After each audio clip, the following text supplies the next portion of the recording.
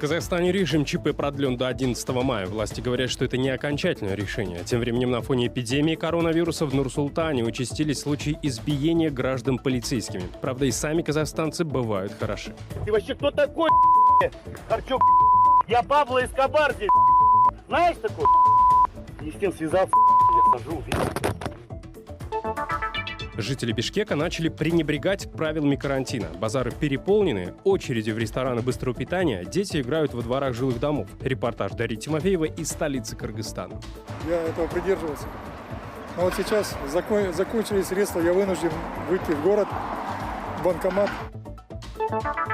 Власти Таджикистана на 2 недели закрывают школы и детские сады на внеочередные каникулы. Задача не допустить эпидемию коронавируса, которого в стране официально нет. В прямом эфире информационная программа «Настоящее время. Азия». Наша передача вернулась в Бишкек. Меня зовут Шавкат Тургаев. Здравствуйте. В Казахстане снова продлили карантин до середины мая. Сегодня на сайте президента опубликовали очередное заявление Касым-Жомарта Токаева о ситуации с коронавирусом. При этом в тексте отмечается, что озвученные даты решения пока не окончательны. Подробности узнаем у нашего корреспондента в Алматы Шолпан Уразбекова. Она с нами на прямой связи. Шолпан, привет. Как долго в Казахстане будет действовать карантин и могут ли его продлить еще раз? Привет, Шавкат. С возвращением в студию.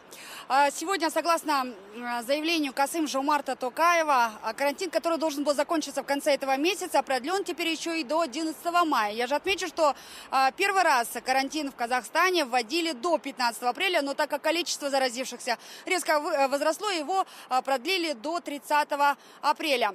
Но будет ли карантин продлен в очередной раз, пока остается неизвестным. Сегодня президент ситуацию по стране называет очень сложной. И так как прирост заболеваемости по Казахстану остается все еще прежней, власти решили поэтому подстраховаться еще на 2 недели.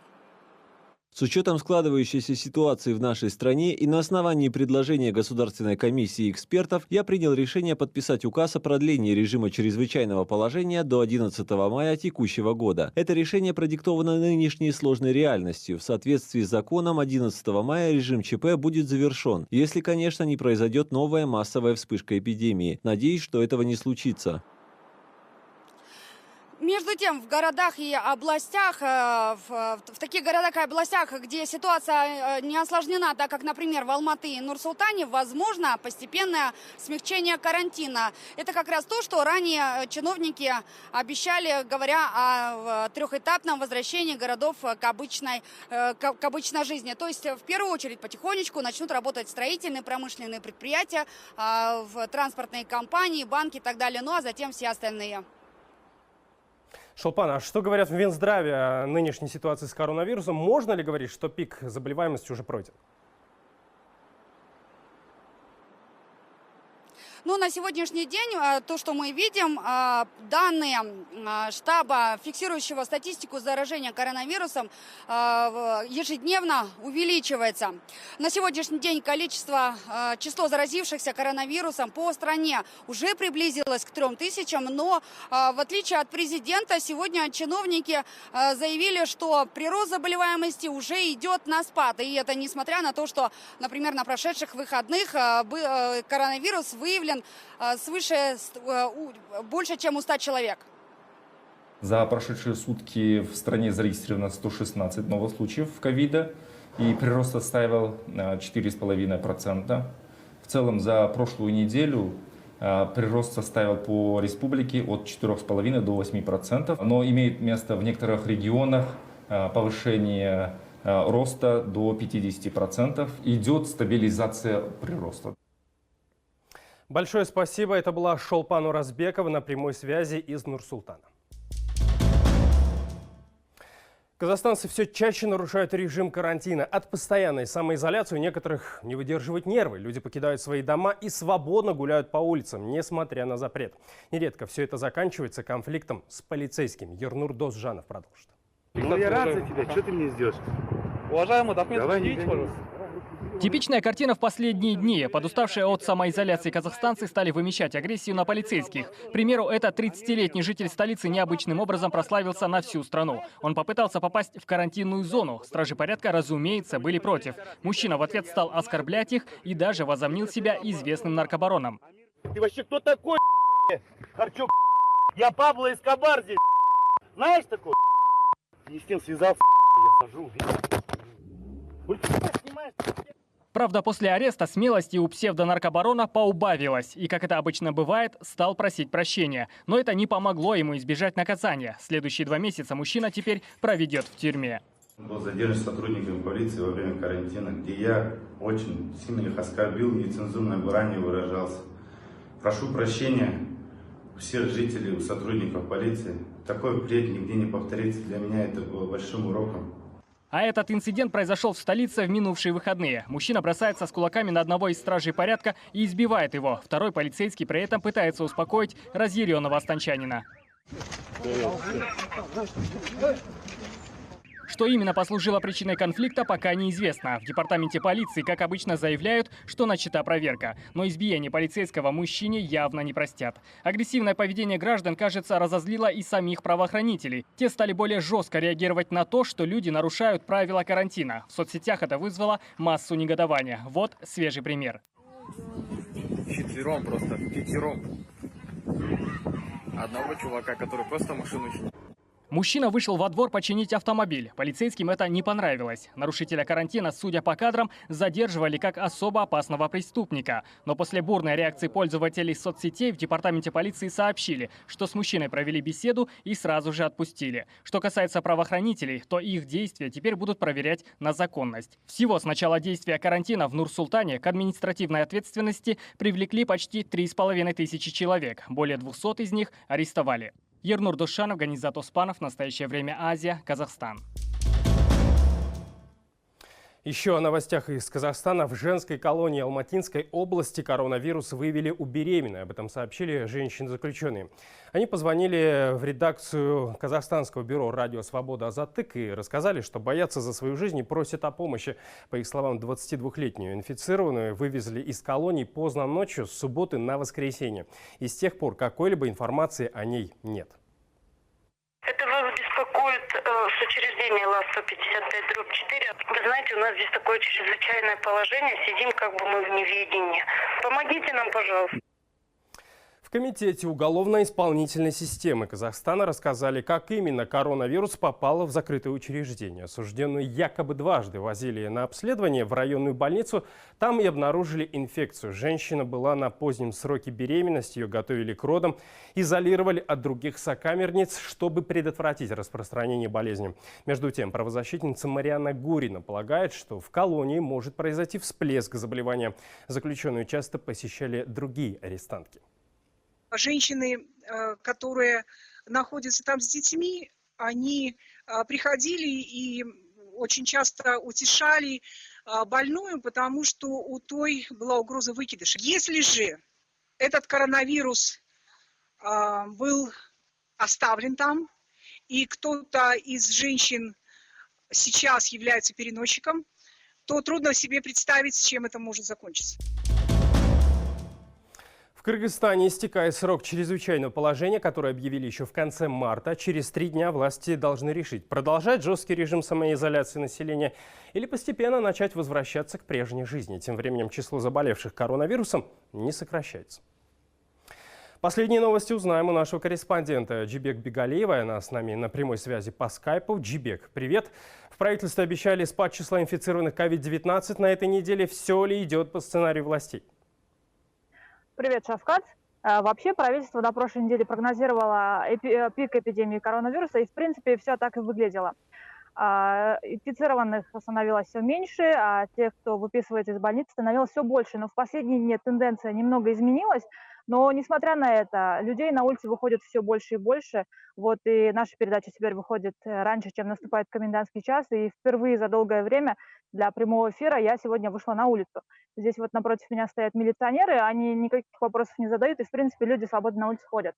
А что касается эпидемиологической ситуации, то всего в стране зафиксировано 695 случаев заболевания коронавирусом, И за последние сутки зафиксировано 13 случаев. Это, в принципе, такая среднестатистическая цифра.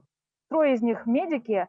И теперь у правительства новая проблема. Инфицированные медики теперь могут, даже не могут, уже есть случаи, когда они инфицируют членов своей семьи. Это вот 2 сотрудника Центра семейной медицины номер 3 в городе Бишкек. Они заболели, был выявлен коронавирус. И сегодня вот 2 случая контактных по семье, получается. Речь идет об одной из столичных поликлиник. Сегодня побывали и мы там. На завтра мы готовим подробный материал о том, почему среди инфицированных COVID-19 кыргызстанцев много именно медиков. И сегодня на брифинге у замминистра здравоохранения даже спросили, есть ли у правительства план на случай, если все врачи из столичных поликлиник заболеют или окажутся в обсервации. Есть, конечно, некоторые осложнения, но они под контролем. Там проводятся эпидемиологические расследования, принимаются меры по защите медицинских работников. И как бы варианты решений на вот осложнение ситуации, они всегда есть, они прорабатываются. Но что касается режима продления чрезвычайного положения, то в парламенте уже предполагают, что, скорее всего, Кыргызстан последует по примеру Казахстана, и режим чрезвычайного положения продлится до конца майских праздников. Большое спасибо, Жбек Бегалиева, о ситуации с коронавирусом в Кыргызстане. А тем временем многие кыргызстанцы уже сегодня готовы покончить с самоизоляцией. Жители возобновляют работу, причем делается это нелегально. Мотивы их вполне понятны. У людей закончились деньги, а семьи кормить нужно. Как выглядят улицы Бишкека за 5 дней до возможного снятия карантина, расскажет Дарья Тимофеева. Так как у меня аккредитации нет, их выдали ограниченное количество на редакцию, а моего оператора пропуск на передвижение по городу имеется, то сегодня мы будем работать и снимать по отдельности. Я, чтобы не нарушать никаких предписаний комендатуры, дальше, чем на 1,5 километра от дома отходить не буду. Зайду в аптеку, возможно, в магазин и попутно покажу, как живет в карантин один из спальных районов Бишкека. То, что режим самоизоляции жителям столицы порядком надоел, можно понять по многолюдным улицам. На пути в 500 метров мне встретились десятки прохожих. Автомобильное движение немногим меньше, чем в обычное время. Разве что общественного транспорта нет. В самом центре Бишкека, где находился мой оператор Самат, людей в разы меньше. Что и неудивительно. Прогулочные зоны, бульвары, парки, скверы – все сейчас закрыто. Там курсирует милиция. Горожане говорят, что выходят из дома только по острой необходимости, при этом признаются, самоизоляция дается нелегко. То, что было установлено карантином, я этого придерживался.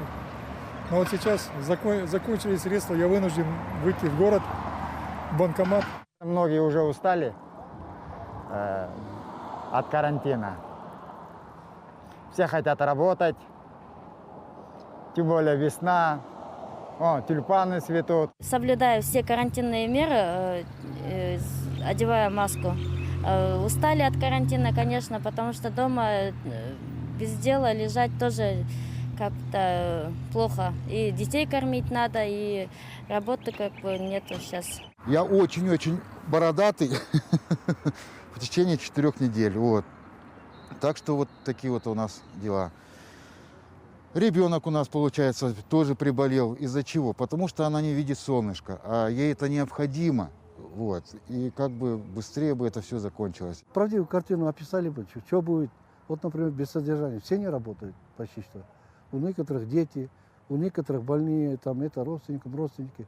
И они в неведении, что будет после этого, как снимут карантин. От усиленно патрулируемой центральной части столицы для прогулок люди уходят на пару кварталов дальше. Здесь уже можно встретить значительно больше народу и увидеть даже очереди в популярный фастфуд-ресторан. У стоянок кафе и магазинов в последние дни стали заполнены парковки. Как пишет издание «Кактус Медиа», связано это с тем, что таксисты нелегально вернулись к работе. На выходных к открытию активно готовились и салоны красоты, но комендант Бишкека посоветовал не торопиться.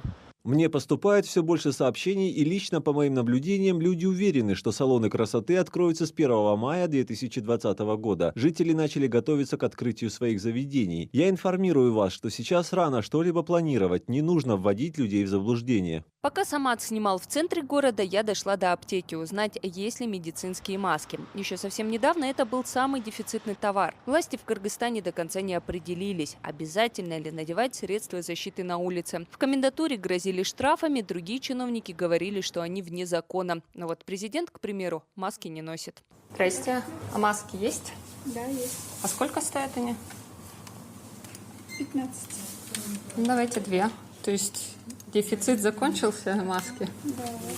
По дороге домой я решила заглянуть во дворы многоэтажек. Заставить сидеть дома детей, видимо, уже далеко не всем родителям под силу. Тихие спальные районы в карантин крайне оживились. Призывы, раздающиеся из машин мэрии с громкоговорителями, уже не действуют. Вернуться в самоизоляцию могут заставить разве что сирены патрульных авто.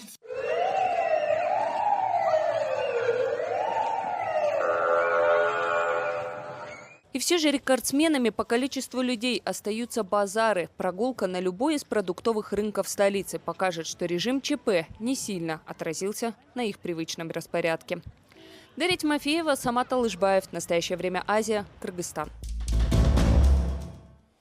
Сегодня в детских садах и школах Таджикистана начались внеплановые каникулы. Учебные заведения закрыли пока только до 10 мая. В Министерстве образования заявили, что занятия не начнутся, пока не проведут дезинфекцию помещений. Власти усилили и другие меры безопасности для профилактики коронавируса. Почему только сейчас, выяснял Анширван Арипов. В течение 2 недель занятий в школах, профессионально-технических училищах и детских садах Таджикистана не будет. В Министерстве образования говорят, что в городе учащиеся могут заниматься самостоятельно дома, а проживающие в сельской местности дети и подростки будут помогать родителям в полях и огородах. Такое решение приняли в главном штабе страны по профилактике коронавируса. Штаб есть, а COVID-19, согласно официальным данным, в Таджикистане нет. Система дистанционного образования пока не налажена, несмотря на то, что ЮНИСЕФ уже выделил на это деньги. Но, успокаивают чиновники, телеуроки запустят в ближайшее время. На сегодняшний день подготовлено более 40 образовательных фильмов для детей дошкольного возраста, которые будут показаны на детском телеканале. Также сейчас продолжается подготовка обучающих фильмов для остальных учащихся. Уже в ближайшие дни они выйдут на экраны гостелеканалов. А вот с онлайн-образованием все не так хорошо. Большей части жителей страны интернет просто не по карману. Эксперт в сфере коммуникации Мухаммадий Бадулоев сомневается, что в период карантина власти смогут наладить электронную систему обучения. В первую очередь нужно решить вопрос, как вообще подключить к системе онлайн-образования 2 миллиона учащихся. Здесь также надо учесть, насколько доступна цена на интернет для всех. Были ли какие-либо переговоры с операторами о том, чтобы использование вот этих программ было бесплатным? Закрытием школ меры безопасности, введенные в эти дни в Таджикистане, не ограничиваются. На заседании Республиканского штаба по профилактике коронавируса также решили запретить экспорт продуктов питания. По всей стране запретили массовые мероприятия. Собрания и семинары, спортивные состязания, закрыли кинотеатры и театры. До 10 мая был приостановлен чемпионат Таджикистана по футболу.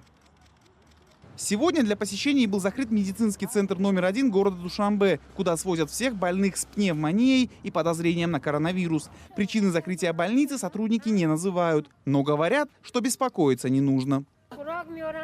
Приносят еду близкие, и мы передаем. Больные гуляют по территории, общаются с близкими. В городах страны уже несколько дней проводится массовая дезинфекция общественных мест. Работы проводят как с помощью спецмашин, так и вручную, по вечерам и ночью. Несмотря на усиление мер безопасности, власти Таджикистана продолжают настаивать, что заболевших коронавирусом в стране до сих пор нет. Все это происходит накануне визита в страну миссии ВОЗ, которая прибудет для проверки официальной информации. Анушервон Арипов, Насим Исамов. Настоящее время. Азия. Должностных лиц в Узбекистане предлагают наказывать за неиспользование государственного языка. Это предложение Минюст вынес на общественное обсуждение. Ведомство предлагает чиновников, не использующих узбекский в процессе делопроизводства, штрафовать от 2 до 5 базовых расчетных величин. Это примерно от 44 до 110 долларов. Авторы законопроекта считают, эта мера повысит ответственность должностных лиц и ускорит перевод документооборота на государственный язык. Минюст поясняет, единственный госязык в республике – это узбекский, однако в настоящее время в некоторых учреждениях дело производства ведется на другом языке. Понятно, что под этим подразумевается русский. Законопроект опубликован 25 апреля на портале СОВАС. Там граждане Узбекистана могут высказывать свое мнение относительно законопроекта. Между тем, дискуссия вокруг инициативы Минюста вышла далеко за пределы государственного портала. Законопроект сейчас обсуждают и в соцсетях. Там люди как поддерживают идею, так и критикуют ее.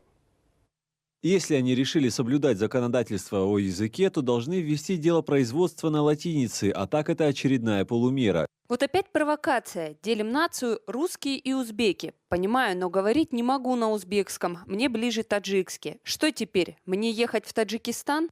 Ладно, писать надо на узбекском, а мыслить на каком? Вот им там делать нечего. Пусть сами и пишут. В России готовится к референдуму, где ставится вопрос о придании русскому языку особого статуса. В то же самое время в Узбекистане обсуждается вопрос об ответственности за неиспользование госязыка госчиновниками.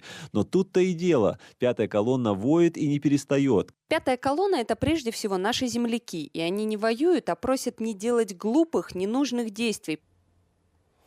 Глава гуманитарного правового центра Шухрат Ганиев считает, что инициатива Минюста вызовет только раздражение в обществе и никакого положительного эффекта не даст.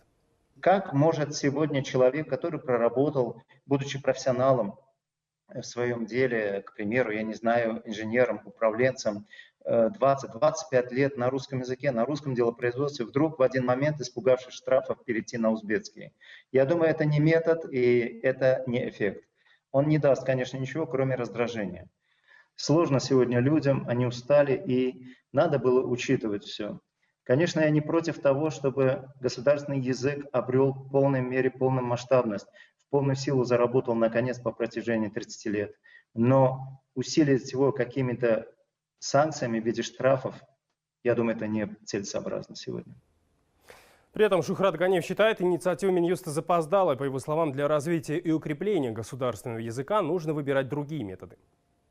Я думаю, что та инициатива, которую сегодня пытается показать Министерство юстиции, она все-таки должна была быть введена либо гораздо раньше, и с учетом и с этапами ввода, через ступенчатость, через образование, через школу, через вузы, либо должна вводиться теперь по истечении вот этого тяжелого периода пандемии в республике. Конечно, для меньшинств и каракалпаков, и русских, или других национальностей начать сегодня под угрозой того, что будут какие-то штрафы, быстро изучать язык, нереально. Шухрат Ганиев уверен, переход от кириллицы к латинице в Узбекистане сильно сказался на социализации узбекского языка. Но в любом случае узбекский язык не был в политике второстепенным фактором.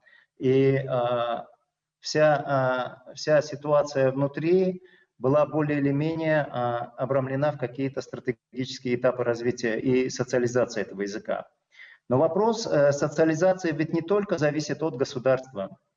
Вопрос социализации – это еще и вопрос, насколько этот язык необходим сегодня молодым людям, нашим согражданам. Молодой человек окончил школу, колледж, я не знаю, вуз, и, не найдя работу, начинает уезжать куда-то в поисках работы в другие государства. И вот с этого момента уровень его социализации в узбекском языке падает, он начинает больше склоняться к тем языкам, в территории которых он находится, к примеру, к тому же русскому.